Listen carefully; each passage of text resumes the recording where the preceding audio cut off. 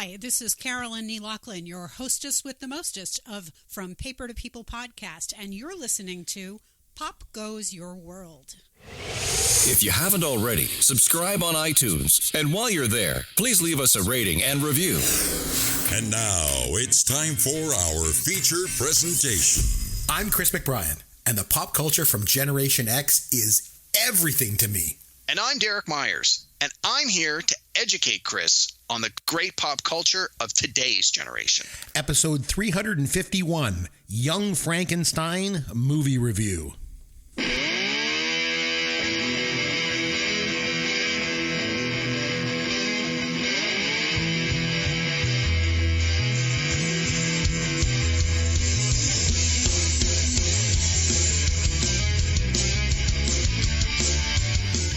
Hey, welcome to the show. I am Chris McBrien, and that's Derek Myers, and this is Pop Goes Your World, the pop culture podcast for the generations.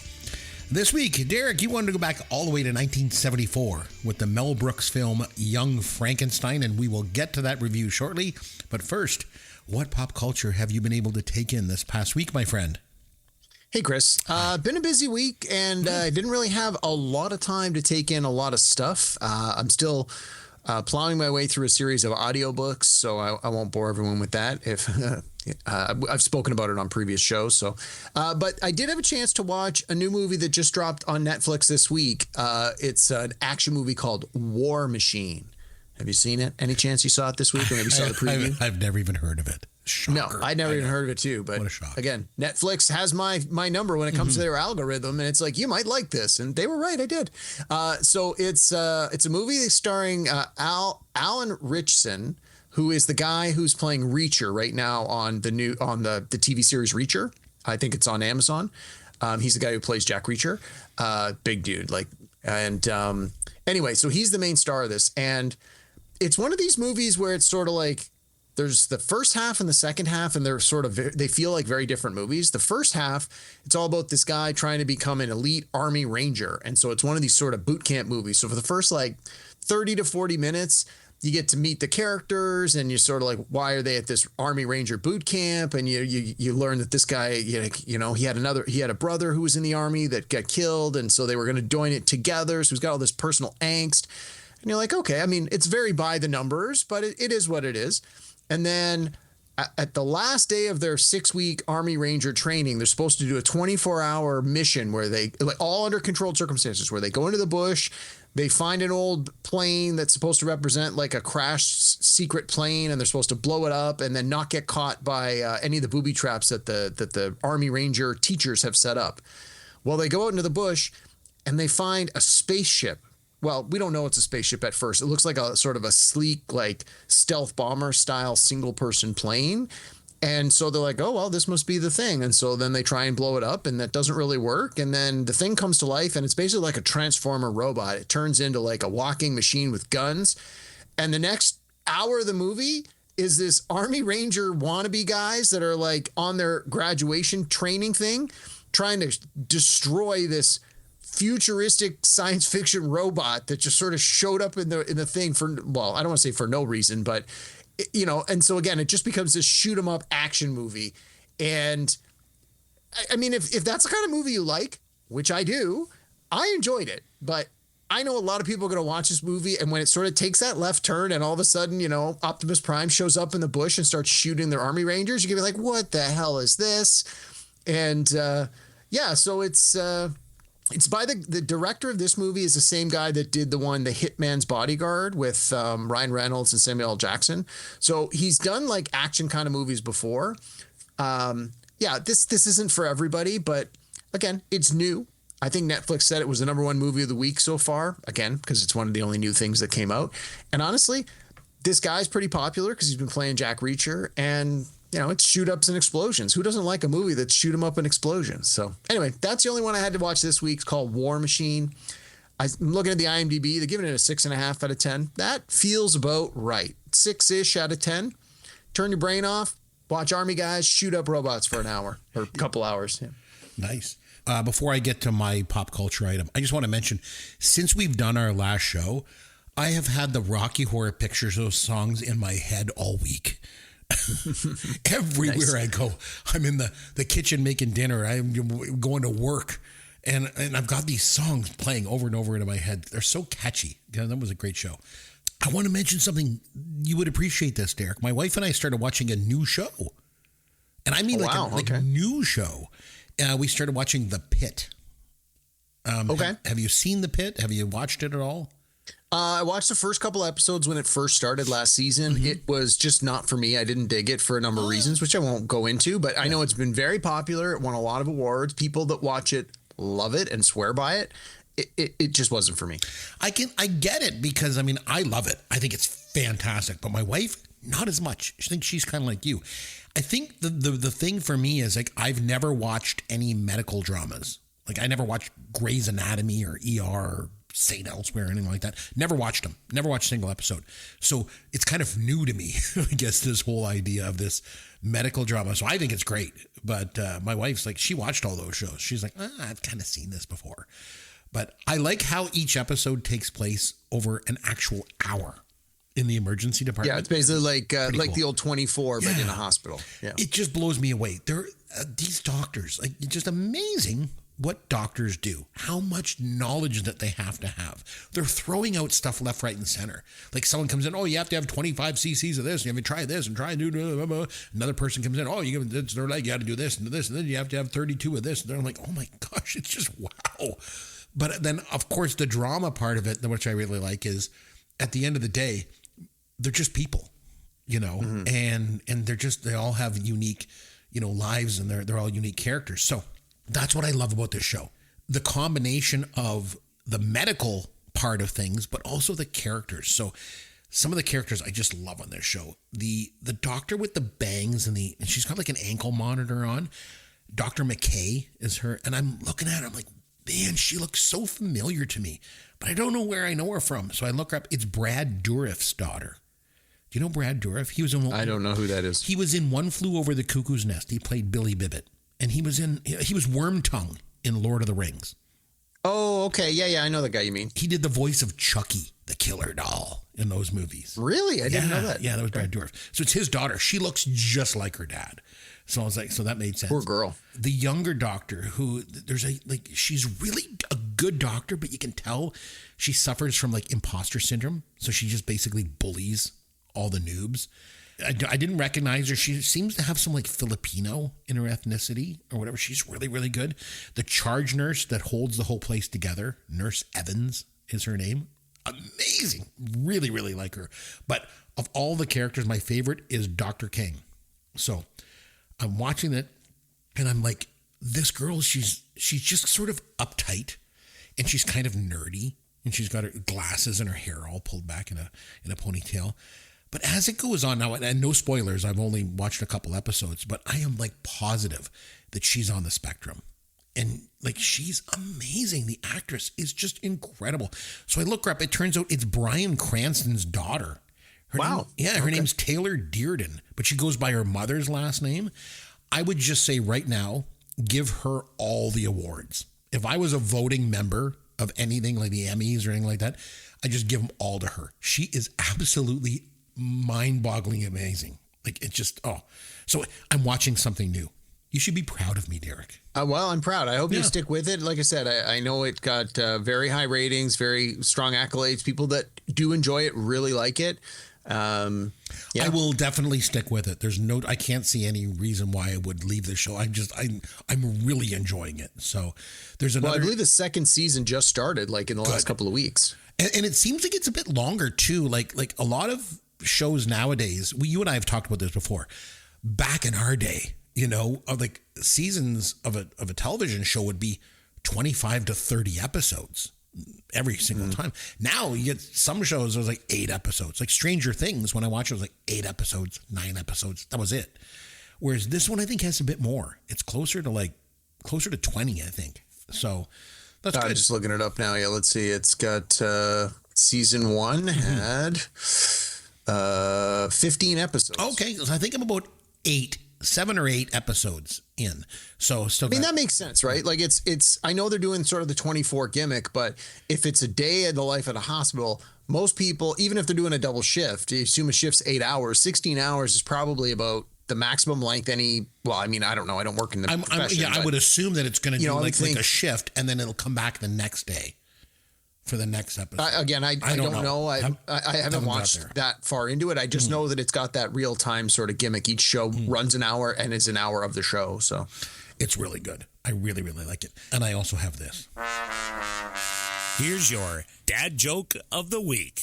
All right, Derek, there's this guy that's named Bob that has no arms. Knock, knock. Who's there? Not Bob. Give you an arm and a leg never to tell that joke again. All I wanted for Christmas was a new intro. Get in the studio and record. All right, okay. The gauntlet has been thrown down. Just last week, I reamed out Roger Moore.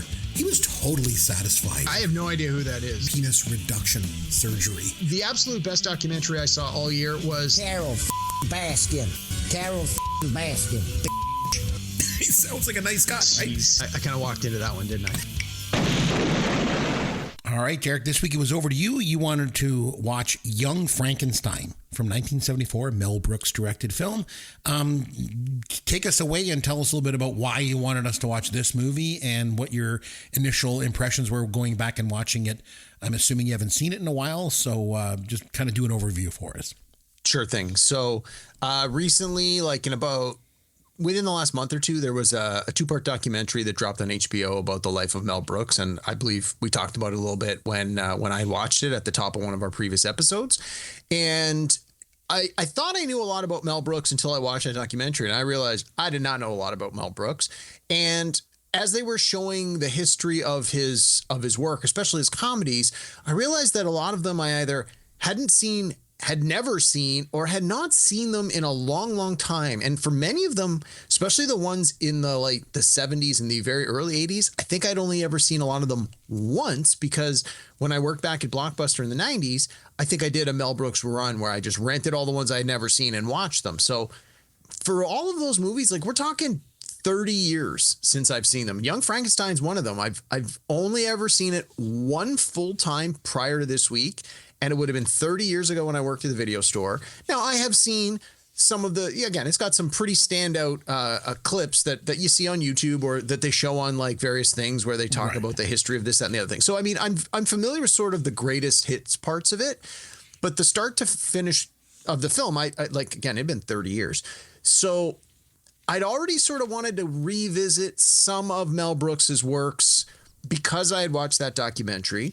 I also watched a Gene Wilder documentary probably about it was a year ago. Last March, I went away on vacation, and when I was looking for things to watch on the plane, I found a Gene Wilder documentary that I think was only an hour. And so I didn't really know a lot about him, just some of the movies he'd been in. And so both of those things combined, I kept thinking I should revisit Young Frankenstein. Then last week we did Rocky Horror Picture Show, and I'm like, you know what? This seems like a really good companion piece to the one we watched last week. They're both sort of send-ups of this idea of the classic horror movie, but they both take a left turn that you maybe are not expecting. They're obviously very different movies, but I felt it was sort of a natural step to go from Rocky Horror to Young Frankenstein now, rather than say 6 months from now, throw Young Frankenstein in. It might just seem a little out of left field because we don't usually go back to do a lot of movies from the 70s. Obviously we've done our fair share, but they're usually pretty big movies, and we usually do them maybe if a performer has recently died, for example, and we want to go back and visit some of their work. So I had a lot of reasons to want to go back to this one. So that's the sort of the why did we watch it? So coming to it 30 years later, I liked it, but I didn't love it. I actually found I was a little disappointed. I think I had built it up in my mind that it was like this amazing thing and I was going to watch it and love it. And I think part of the reason I felt that way is because I liked Rocky Horror so much last week that my expectations were just ramped right up there that, oh my God, this is going to be every bit as good. So maybe I sort of did it a disservice by putting it next in the order after Rocky Horror Picture Show. I mean, I still liked it, and there's a lot of good things to like about it. But I think what I was expecting and what my memory was making up in my mind about what I thought I remembered about this movie did not necessarily hold to be true. I'm glad I went back and rewatched it. and I think we got a lot to talk about. But I felt a little disappointed that it didn't meet the expectations I had built up for it myself. Interesting. So coming into this might surprise you a little bit. I had never seen this movie. Wow. Okay. Yeah, I'd never seen it coming in. And I like Mel Brooks. I'm a big fan of his stuff. But I think for me, Mel Brooks kind of starts with like History of the World Part 1 and then go on from there. Like, so I like that movie and I like Spaceballs and that sort of thing. But this is a lot old, and I guess one older one I like is Blazing Saddles. I just think is amazing. Yeah. It's probably his really best good. film. It's really, really good. But I had never seen Young Frankenstein. I don't know why. It just kind of escaped, just slipped out of my radar for whatever reason. So I'm coming into this fresh. It's interesting. You've seen this before. You liked it. You watch it this time. Didn't like it. I'd never seen it, and I watched it. I think it might be the perfect horror parody movie. One of the things, okay, so Mel Brooks is known for making parody films, obviously. Yes. He parodied, horror movies with this, with Spaceballs, he parodies, Star Wars, what else? High Anxiety, he parodies, like Hitchcock films. The Hitchcock movies, yeah. And that's fine. But this one is almost the perfect parody film because it respects the original material so much. Yes, I absolutely agree. The fact that it's shot in black and white, and even right from the opening credit sequence, it's like watching an old film from the 30s or 40s, or even watching one of the Hammer horror films. Like it like sort of lovingly recreates the style of that whole genre. And so it doesn't just mock it or parody it. It actually pays homage to it more than his other parodies do, I find. So I thought it was really, really good. I got lots to talk about. I got lots of questions for you on this one. Gene Wilder, you mentioned you saw the documentary on him. I want to watch it. What did you say that was? Is it Netflix? I think it was on Amazon, if I remember correctly. I'll look it up. I'll find out for you. Yeah, but I'm pretty sure it was on Amazon. He pulls off a really incredible performance in this film, I find, because he's got to balance this sort of absurd comedy that's going on with genuine emotion. And he does. I think he does. I think his performance to me is one of the other reasons, other than Mel Brooks' direction and how Mel Brooks pays homage to, these old films. I feel like Gene Wilder's performance elevates this movie too. Not just absolutely. So it's not just a parody. It's almost like a comedic masterpiece. It's amazing. The fact that he and everyone, the majority of the cast play it completely straight. Like Marty Feldman seems to be the only character in the movie that sort of realizes it's a comedy and plays that up at the appropriate moments. But everyone else is treating it like a drama. It's a serious movie. We're doing serious things. There's a couple times where they sort of like look at the camera or they give a sort of, I'm in the know, but I'm trying to play this straight. And I agree. I think Gene Wilder's performance is definitely one of the highlights of this movie in general. And yeah. We always come back to the cast, and we will, because that's one thing that we do. But before we come back to the cast, after we do the box office and stuff, I just want to mention how stacked this cast is. Oh my God, yeah, especially now looking back. So I think that Gene Wilder is like he just elevates this film. But that being said, which supporting performance do you think is the second best?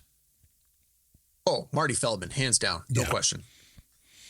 Okay, that's really cool. I agree. I was just curious as to what you thought. Marty Feldman was, but I mean, they were all so good.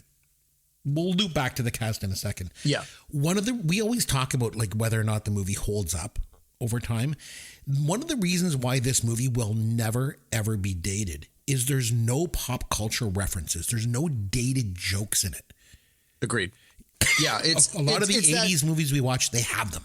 They reference something in the 80s or something like that. It's just and you mentioned it right out of the gate. Like this is both a parody and an homage of the classic Frankenstein movie, or movies, probably more than one. And I think for that to work, this has to feel as timeless as those, and to put any sort of modern spins on it, pop culture references, things like that.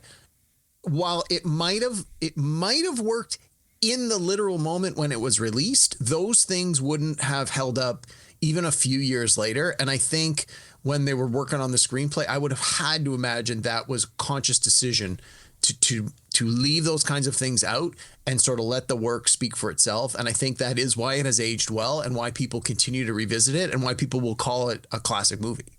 Well, yeah, I mean, it uses physical comedy. And the other thing, too, is it almost uses like old school vaudeville timing in it. Yes. So it's timeless. It really, really is. Whereas, like I say, a lot of the other 70s and 80s movies, they just feel dated. This one definitely does not, for lots of reasons. Do you think this is, I personally believe that Mel Brooks' best movie is Blazing Saddles. It's my favorite. I laugh every time I watch it. I think it's brilliant. But this might be his best quote unquote film, if that makes sense. I'm not as familiar. I haven't seen a lot of his older works in a long time. So I think that's definitely in the argument. One of the podcasts I listen to, they always talk about like the Mount Rushmore of something. Mm-hmm. So if you were to make the Mel Brooks Mount Rushmore, yes, this movie makes it no problem. Again, I can't definitively say it would be number 2. I definitely agree with you, Blazing Saddles, for so many reasons. I think it's super duper good, very funny. Yeah, but this one I think definitely makes that top 4, top 5 for sure. I guess I call it the quote unquote film just because of the way it's shot and just the lovingly sort of, tip of the hat that it gives to these old films. So it's like a film in itself. Like whereas some of his other movies aren't quite like that. Right. So that's what I thought. Well, I want to mention, I was going to say Gene Wilder, before we get into him specifically, is one of the things that I remembered from the Gene Wilder documentary that they then went into again with the Mel Brooks documentary is the conception of this movie and the way that it was Gene Wilder that came up with the idea and went to Mel Brooks and said, I got this idea. I'm working on this script. I want your help. I want you to direct it. And then so they both shared writing credit, and I was looking it up this week. They were nominated for an Oscar for best writing for I like that it was considered adapted screenplay because I guess it's based technically adapted from the original Frankenstein. Right. So I mean they didn't win, which was unfortunate, but you always forget that a lot of performers actually are more than just actors, and Gene Wilder is one of those guys where clearly he was a good writer as well, because he obviously wrote this screenplay. And I think that his performance sort of reflects the fact that he's so familiar with the work, right? And I think you see that a lot with great actors, if they've had a hand in the creation of the character, of the dialogue, of the script. They tend to do a much better job of it. And those are the ones that tend to get recognized in award seasons too. And I think that part of the reason that Gene Wilder was so good in this is because he wrote the script. He knew exactly how he wanted it to come off. And I think Mel Brooks probably trusted his judgment a lot. Again, I wasn't there. I don't know, but it wouldn't surprise me to learn. Well, like you said, it was nominated for an Oscar in 1974 for Best Adapted Screenplay based on Mary Shelley's Frankenstein. It was up against Murder on the Orient Express, Lenny, The Apprenticeship of Duddy Kravitz, but they all lost to The Godfather Part 2 based on Mary that's fair. Novel. And like you said, Gene Wilder wrote this screenplay, but he had 2 conditions to make it into a movie. Number 1, Mel Brooks had to direct it. And also, Mel Brooks could not appear on screen anywhere. He was going to play Inspector Kemp, but then I'm going to step back because Gene Wilder did not want him to appear on screen in the movie. Now, his voice appears in the movie more than once. I recognized it right away. He does the voice of Victor Frankenstein in that flashback when they first walk into the lab. It's his voice doing it. And then he also did some sound effects. He did the cat that gets hit by the dart. He did that sound. And he also did the sound of the werewolf. So he does sort of appear in the movie, but not on screen.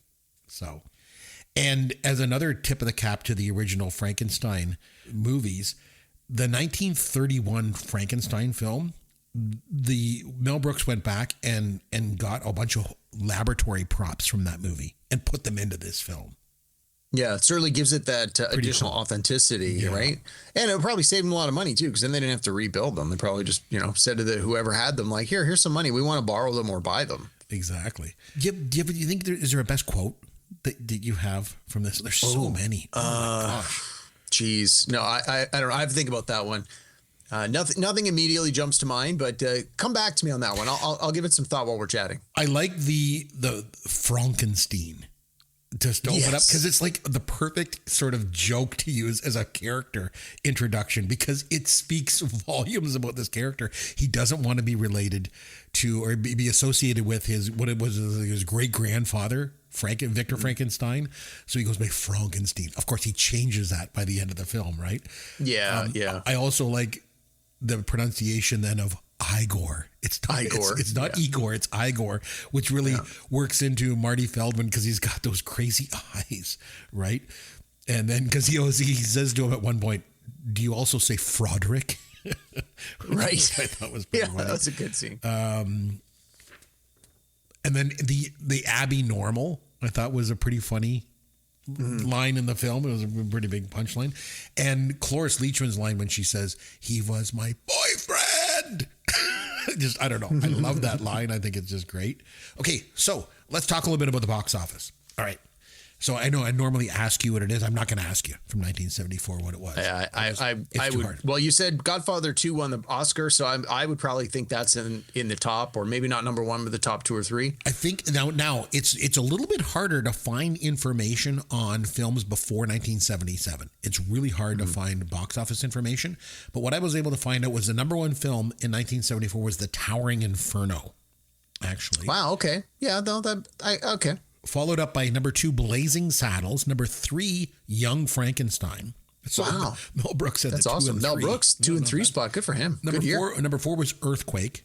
And number 5 was The Trial of Billy Jack. Godfather Part 2 was number 6. I think it came out late in the year, though. So that might have... Yeah, that would make sense. It. Airport 75 was in 7th. The Longest Yard, 8th. Death Wish in 9th. And rounding out the top 10, The Life and Times of Grizzly Adams, which was then made into a TV series. So, okay. Young Frankenstein came out, relatively late in the year. So by February, the week of February the 5th, 1975, Young Frankenstein reached number 1 on the chart. It was its 7th week on the box office chart and reached number 1. Had a budget of $2.78 million, and it ended up taking in worldwide $86 million. Wow. So... That's awesome. I love hearing that kind of thing, right? It's like great. Like this movie would have done so well financially, given what they had to put into it, that you would think that from that point forward, Mel Brooks, Gene Wilder, like those guys, basically, they can do whatever they want. You got a blank check. You're good to go. I mean, Mel Brooks especially was already, becoming such a big name, but like that would have opened up every door for the rest of their career. So let's talk a little bit about the cast. So we'll start with Gene Wilder, obviously. He was nominated for 2 Oscars. In 1968, he was nominated for Best Actor in a Supporting Role for The Producers when he played Leo Bloom. Okay. He was up against Jack Wilde in Oliver, Daniel Massey in Star, Seymour Castle in Faces, and they all lost to Jack Albertson in The Subject Was Roses. Jeez, I haven't heard any of those other movies. Kind of weak. I mean, Oliver, I guess I've heard of, but yeah. And then obviously Gene Wilder was also nominated for this film for the writing. For Best Adapted Screenplay. Right. Yep. So he was actually born Jerome Silberman. And he died in... Silberman, that sounds Jewish. You think he's Jewish? You think? So he died in 2016 from complications of Alzheimer's disease. He'd been diagnosed 3 years before he died, but he just kept it private. He didn't tell anybody. So he started acting at 13 years old. And by 15, he got his first paid acting gig doing Shakespeare. And he moved to England where he studied fencing, of all things. And then he came back to the States only to get drafted into the Army in 1956. Jeez. And then after he was discharged, he went back to acting and he did some stage work. And then he went to New York to study with Lee Strasberg. And then kind of things went from there. He got a couple small parts in film. And then he was cast in The Producers and nominated for the Oscar, like I mentioned. He just went from there. Willy Wonka, Blazing Saddles, Young Frankenstein. But funny enough, after this one, him and Mel Brooks never collaborated again. He kind of went a different direction. He really worked with Richard Pryor a lot. If you remember, he did Stir Crazy is one of my favorites. Oh, man, as a kid, I always loved that movie. And then he met Gilda Radner, and they got married, and then she died from cancer. And he got involved founding Gilda's Club. I love Gilda's Club. Right. I used to volunteer at Gilda's Club for years. I used to run social media workshops there back when I was a marketing manager all the time. Gene Wilder was maybe one of the most unique talents in the history of Hollywood. I really believe that. There has never been anyone else quite like him, don't you think? He's certainly got a lot of what did they say? A lot of quivers in it, a lot of arrows in his quiver, like a lot of different tools he can rely on, and he demonstrated that through the course of his career. Like not this handsome leading man or anything like that, but he was. Sometimes he could be over the top, but he could also pull it back and be subtle too. He was something else. I put the movie on, and then my oldest son comes in and goes, "Oh, what are you watching?" "Oh, I'm watching Young Frankenstein for the podcast." He looks at the screen, he sees Gene Wilder, and he's like, "Dad, he looks just like Timothée Chalamet." I'm like, "Who the hell is that?" I'm like, he's like an actor now. He's like some new actor. He looks just like him. So I'm like, I don't know. So apparently, Gene Wilder looks like this new actor that's out now. Well, I don't really know. Okay, Terry Garr. Want to talk about her? I've had a lifelong crush on Terry Garr, as you know. I've mentioned that on the podcast many times. After watching this movie, I don't think I've ever seen someone as naturally beautiful as Terry Garr in this movie. She just radiates charm and charisma. I absolutely love her. I love her. I was always a big fan of her. I loved her in Tootsie. I always had a crush on her when I was growing up, when I was a teenager. And like she was in Mr. Mom and Close Encounters. And you know, another obscure thing I always want to mention about Terry Garr.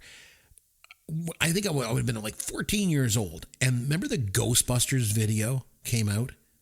Yes. And it was so popular. The music video. And then they did a little snippet. They did a lot of shots from the movie in the video. But then they had like snippets of celebrities all saying Ghostbusters. Right. And she's in it. And there is just something about her.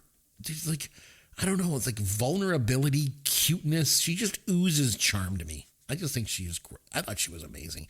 So she was nominated for an Oscar. She was nominated for Best Supporting Actress for Tootsie in 1982. She was up against, this was pretty good. She was up against Leslie Ann Warren and Victor Victoria, Kim Stanley and Francis, Glenn Close in The World According to Garp. She was really good in that movie. And they all lost to Jessica Lange from Tootsie that year. But Terry Garr was nominated. She was really good. So, what were your thoughts on Terry Garr in this movie or just in general? You obviously... I'm not a huge fan. She's good, but I don't know. I've never really... I don't know. She was never really in like movies that I was close to. I think again, she was maybe just a little before my time, but she looked amazing in this one. And I thought she was great, like good casting for what they needed her to do. And certainly seemed to have the right sort of attitude about the character, right? It's like you're playing it serious, but you're also like often setting up the jokes or the punchline, like when they get there and there's the giant door with the big round knocker and he's like, "Nice knockers," and she's like, "Oh, thank knockers?" Yeah. Oh, thank you. So yeah, or the roll in the hay, roll in the hay, roll in the hay. Yeah, that was great. Okay, Marty Feldman, we should probably talk about. He got started doing sketch comedy. He did a British TV show called At Last, the 1948 Show. Terrible title for a TV show. No kidding. But in it, him and Graham Chapman and John Cleese did the Four Yorkshiremen sketch. Do you know that one? It went on. No, I don't. They were like. I mean, I might know it to see it, but I don't. You would because they went on to do it for Monty Python. It's where the guys are all sitting around and they're like smoking cigars and they're talking about how bad they used to have it.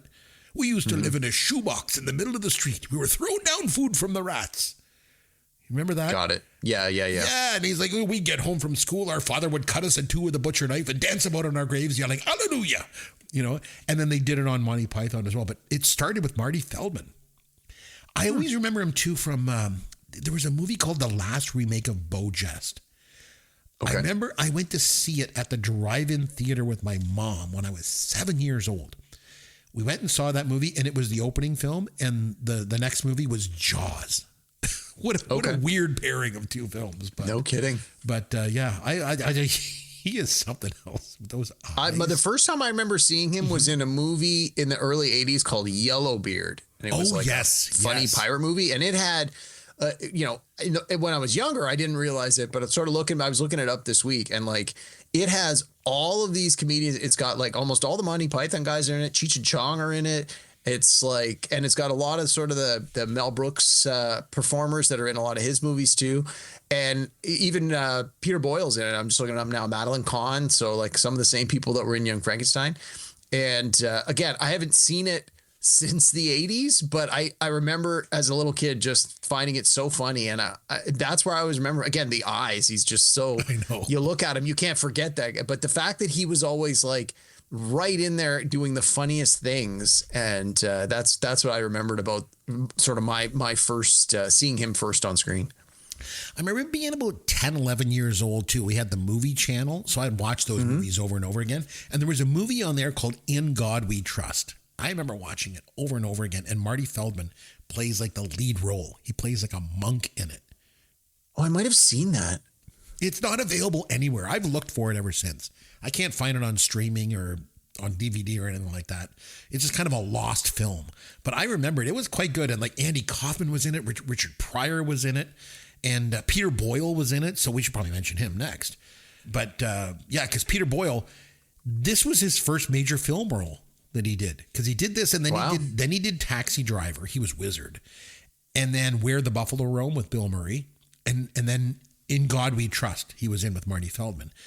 He was also in Johnny Dangerously. I know you didn't like that movie. I thought it was good. Not a fan. And honestly, I don't remember him in it, but I don't really remember that movie very well. And then he went on to gain massive fame and critical success on TV as Ray Romano's dad in Everybody Loves Raymond. That's probably where I think that's where most people recognize him the most. Yeah. He was nominated for Best Supporting Actor Emmy 7 straight years from 1999 to 2005, and he didn't win a single one of them. He never won. Was he up against the guy who played Niles from Frasier? Well, if I just look at those shows were on around the same time. Yeah, if I just look at the bookends. So if I look at 1999, he was nominated against Peter McNichol in Ally McBeal, John Mahoney in Frasier, David Spade in Just Shoot Me, and David Hyde Pierce won. I was going to say probably David Hyde Pierce, yeah. And then in his last year, 2005, he was nominated against Sean Hayes in Will and Grace, Jeremy Piven for Entourage, Jeffrey Tambor in Arrested Development, and they all lost to the Everybody Loves Raymond co-star Brad Garrett. Won Best Supporting Actor last year. So yeah, but Peter Boyle is again another interesting guy. Interesting looking guy. And he had a decent career. Madeline Kahn. Man, she is so talented. I don't think Hollywood ever figured out what to do with her, to be honest. No, I agree. Yeah. And honestly, I'm watching this movie and I think she was second billing, or she was high up on the cast list. And I was like, oh, well, she must have a big part. I'm watching it. She's right there in the very opening sequence. And then I'm like an hour into the movie going, where is she? Why did they even put her in this? Like, if she's only in the first 2 minutes, why not give that role to somebody who like a new person, like someone who could use the screen credit? And then I'm like, oh, and of course, towards the end, she comes back into it. I'm like, oh, okay, this is why. Definitely her best work was with Mel Brooks, like Young Frankenstein, Blazing Saddles, High Anxiety, History of the World Part 1. Yeah. Yeah, agreed. Then again, like I say, they didn't know what to do with her. Casting agents didn't know what to do with her because she was so unique. She was on the show Cosby that Bill Cosby did in the 90s. It was like a follow-up to the Cosby Show. And then she got ovarian cancer in 1998 and died in 99. She was only 57. Jeez. Very young. But she was nominated for Blazing Saddles for Best Supporting Actress. Really? I didn't know that. Yeah, pretty cool. And then Cloris Leachman, we got to mention, again, talking about a stacked cast.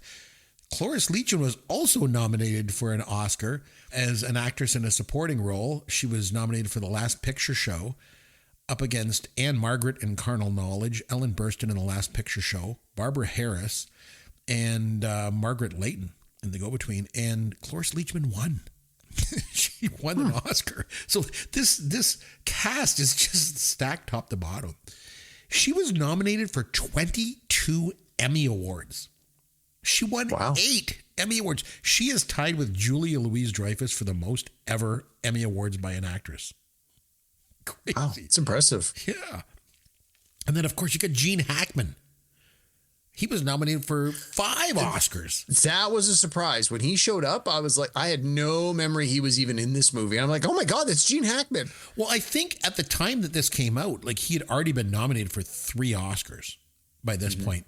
And he used to play tennis with Gene Wilder. So he heard about this script and he was like, I want to be in this movie.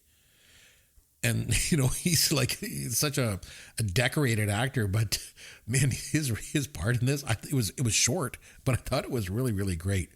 But yeah, he was nominated. Where we go here? He was nominated in 1967 for Best Supporting Actor for Bonnie and Clyde. 1970, Best Supporting Actor for I Never Sang for My Father. 1971 for The French Connection as Best Actor, which he won. He won that one. Yeah. He was nominated for Best Actor in 88 for Mississippi Burning, and then again in 92, Best Supporting Actor for Unforgiven, which he won.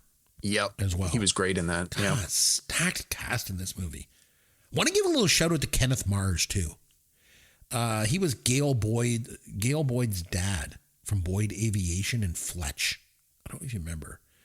Oh, yes. Yeah, he's recognized. He was also a series regular on Sha Na Na. Remember that show? Wow. Okay. Yeah. He did lots of voice work too in animated films. But when I saw him in this, I just want to give it. Okay, so we talked earlier about some scenes. Walk This Way. I want to mention that one. I thought that was a good one too. When Marty Feldman is like, here, walk this way. And then he does this funny walk. Apparently, Steven Tyler from Aerosmith likes this movie so much that he used that to write the song Walk This Way. Was based on this. They also do this in History of the World Part 1. Remember when the Vestal Virgin like walk this way and then they all walk that way?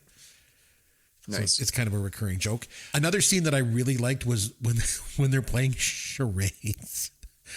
Yes. It was so the monster has him in like a headlock. He's like choking him. Yeah. And Gene Wilder's trying to get them to give him a sedative, and he's getting choked, and he's like, 3 syllables. First syllable sounds like head.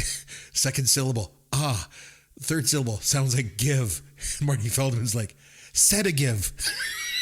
It was so funny. And then I love when he says sedative, and Gene Wilder turns and looks at the monster and throws his arms up, almost like, can you believe this? Yeah. It's like he's saying to this brainless monster, I'm surrounded by idiots. That scene was really funny, I thought. Really, really well done. Also liked the scene, like I say, with Gene Hackman when he's the blind hermit. He's trying to, like, he's feeling him, and he's like, oh, you must have been the tallest one in your class. What's your name? Oh, I didn't quite get that. What's your name? Yeah. Oh, I didn't realize you were mute. Oh, see, I'm a poor blind man and you're a mute. An incredibly big mute. Again, so many funny parts. And when he poured that hot soup in his lap, that was actually hot liquid. Oh, geez. But Peter Boyle's costume was so thick it didn't burn him. And then I love his wine mug gets broken with the cheers, and then he gets his thumb lit on fire because Gene Hackman misses a cigar, and he runs out, and then Gene Hackman has this weird line. He's like, wait, I was going to make espresso. Yeah. I was laughing. It was so absurd. I also noticed too, the scene when all the rioters from the town, they all get, take up the torches and stuff. Yeah. Torches. This random rioter just walks into a tree. And I was like, what's going on? And it was like right in the foreground too. Like it wasn't, it clearly was a choice. Like it was a deliberately put in there. Again, maybe it was just like, we need to put something I thought to it was sort of Gene remind Hackman. you that this is like, serious. Yeah, I was like, is that Gene? That would make know. so much more sense. I'm like, was that Gene Hackman's character maybe that walked into the tree because he was blind? Did he go out and join in this? Like, that's what I thought. But I was like, if that was, I'm gonna have to go back and watch the scene, but that would make a lot more sense. That would make it a lot funnier. Well, because like you said, it's clearly a choice. Like it happened. I don't think you would leave it in there. You would cut that out as a blooper. There's a reason why that's in there. We have to mention, if we're talking scenes, we have to mention the dance number. That's for sure. Yeah, I mean that's the staple. That's when you're whenever you talk about a movie, you're like, what's the main scene? Like that's the one people remember. That's even if you've never seen this movie, you've probably seen that scene. And that, of course, was the one that I remembered. Like I remember completely. It's like you say, it's the one that there's one scene that I think everybody kind of at least knows, even if you haven't seen the film. And so apparently, when they were writing the script, Mel Brooks went to Gene Wilder and was like, "Wait a minute, you're going to tap dance to Irving Berlin, in a top hat and with the monster? This is crazy. This is the stupidest idea ever." So apparently, they got into a big argument about it. And Gene Wilder was so adamant and fought so hard that Mel Brooks was like, okay, if you're this committed to it, if you believe in it this much, we'll shoot it. But on one condition, we're going to shoot it and we're going to show it to a test audience. And so he said, we show it to the test audience. If one person in that audience thinks it's dumb or it's silly, we're cutting it. They showed it. Everybody loved it. And it stayed. So, and I'm glad it did. It is definitely a hugely memorable part of the film. Also, like the scene with when the monster gets out and he goes to the little girl. This is probably the thing that made me laugh the most in the movie. So there's the scene when they're at the well and she's throwing in the petals. Yeah, the flower petals. Yeah. And then she runs out. What shall we throw in now? And then he just turns and looks at the camera. But I love the scene when she's on the seesaw and she's like, get on the seesaw. And he doesn't want to. So then he gets on and he's like this huge monster. So he jumps on the seesaw and it goes down so hard that she flies through the air. Her parents are looking for her at this point in the house. They're panicking. They're running all over the house. Where is she? She flies through the air, flies through the window and lands on the bed just as they walk in. They're like, oh, how relieving she's here. I laughed so loud when she flew through there was just something about that sight gag that just made me laugh my head off. So I thought that was great. And then there's two running gags in this movie. There's the Frau Blucher. Every time, and the horses whinny in fear. Yeah. And it just keeps going and going and going. And even when she leaves, they're inside the Frankenstein house. And then they mention her name and you can hear like in the distance, this goes, it just keeps going and going and going. But it works. It actually works. It doesn't, it's not like beating a dead horse, like it's quite good. And then the other running gag was the, what do you call it? The Schwanzstücker gag. When Terry Garr's like, you're going to make him big all over? His Schwanzstücker will be enormous. And Gene Wilder goes, well, that goes without saying. And she's, oof. And Marty Feldman, he's going to be very popular. Yeah. And I was laughing. That made me laugh a lot. And again, I think it's just a joke, but then they just keep going back to the well with it because later when the monster's with Madeline Kahn and they start, making love and she just starts singing in this operatic soprano because of the enormous Schwanzstücker.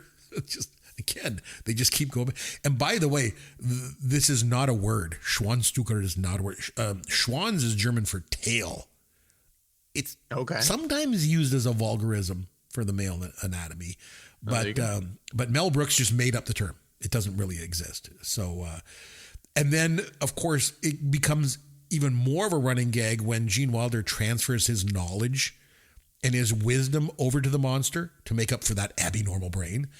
And then, the movie's over. The monster actually has some intelligence and goes on. And then Gene Wilder gets to be with Terry Gard. He gets into bed with her and she's like, well, you gave him your intelligence. Did you get anything from him in return? And then she just starts swooning because he got the Schwanzstücker. And it just zooms in and you're like, this whole movie is basically just being used to set up this one punchline at the end of the film. But I thought it was good. I thought it was really good. I liked speaking. One other recurring joke that was again a little more subtle was the moving hunchback. First it was on the left, then it was on the right, then it's on the left, then it's on the right. That happened a few points. And even at the beginning when he first mentions it to him, Gene Wilder says, I'm a doctor. I can help you with that hump. And he's like, what hump? Yeah. And then all of a sudden the next scene, it's over on the other side. And Gene Wilder's like, that hump is on the wrong side. No, what are you talking about? So, you see him looking like, what? Yeah, and of course it's back and forth depending on the scene, which again, it's subtle, but it's not that subtle. Like they obviously pointed out. A couple of the other things, just again, some of the sight gags and the jokes that I thought were good. Again, it's all Marty Feldman. The one where they find Dr. Frankenstein's lab and it's like it's showing the mummified skulls. It's like 2 years old, 1 year old, 6 months, and then it says fresh, and there's Marty Feldman, and he obviously, I think he talks, right, and then they get all scared. It's just funny to see his face on the shelf. And then earlier in the movie when they're digging up, or I guess it would have been after this point, they're digging up the corpse. Yeah, what a dirty job. What a dirty job. And then he's like, oh, it could be worse. He goes, how could it be worse? It could be raining. And then it starts raining. I laughed.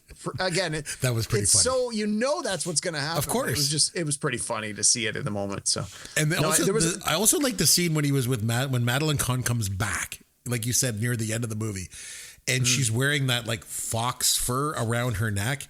And then Marty Feldman starts like, I think the joke is something like, I think Gene Wilder says, can you help me with these 2 bags? And he's like, well, you take that one and I'll take the one with the turban. Yeah.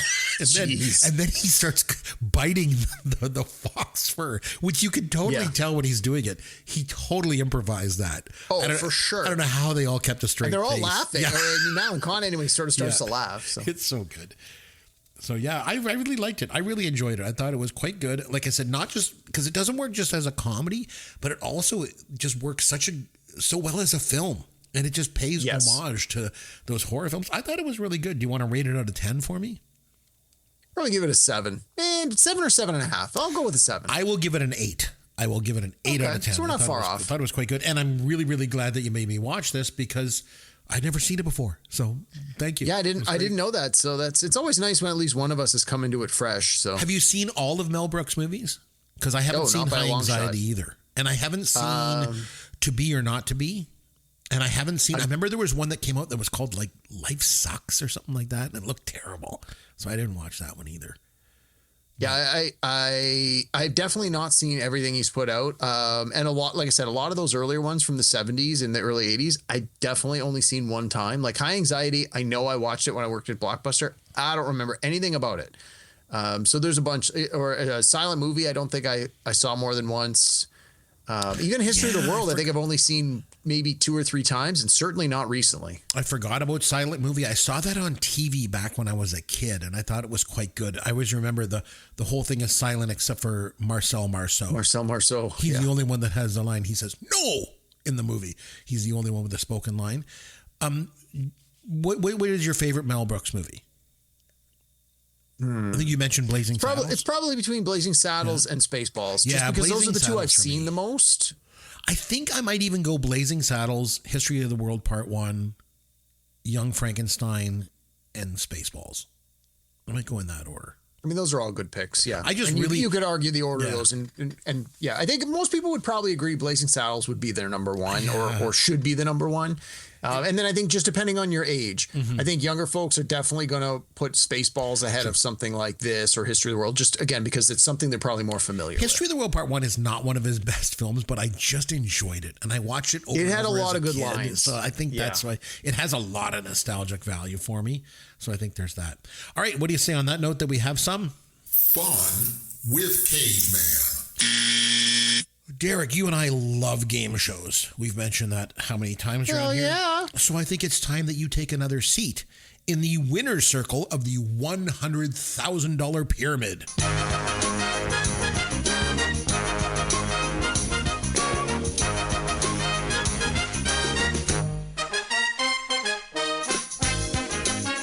All right, so you know how this works. You're going to take a seat right there. You got to strap in your... I have to strap my arms. Can't use my arms? No, I have to strap my arms. Oh, okay. Because you're guessing, right?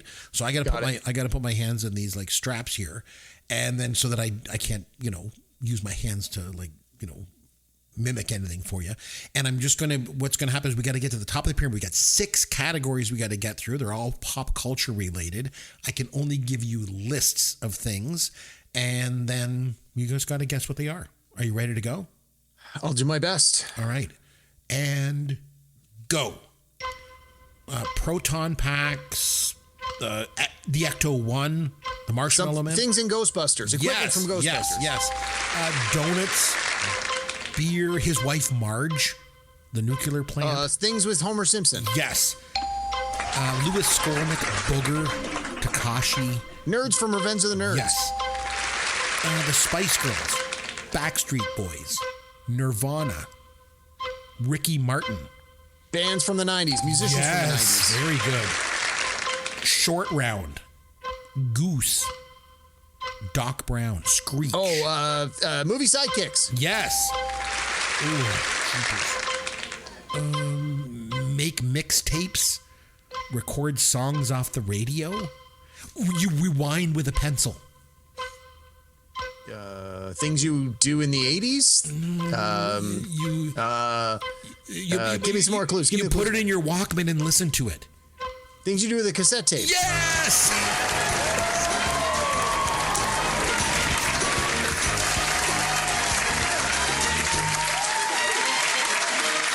Must have been my clues. Right down to the wire. Must have been the clue because I mean, you're no Billy Crystal, but you did a pretty good job. Not bad, man. So I guess you qualify for the $100,000. So we'll get our producer Sloth to cut you a check for that. So congratulations, nice job. You did really awesome. Well. It was the clues, I'm sure. Okay, so next time that we come back, we're going to be doing a topic. So you and I will have to figure that out along with our producer here once we get off the air, what that's going to be. But until then, I'm Chris McBrien, and on behalf of myself and Derek Myers and our producer Sloth, we all want to say thanks for listening to Pop Goes Your World, the pop culture podcast for the generations.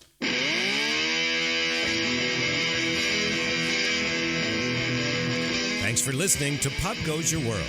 You can contact Chris and Derek at popgoesyourworld.com. Please take a minute and review the podcast on iTunes or wherever you download and listen to the show.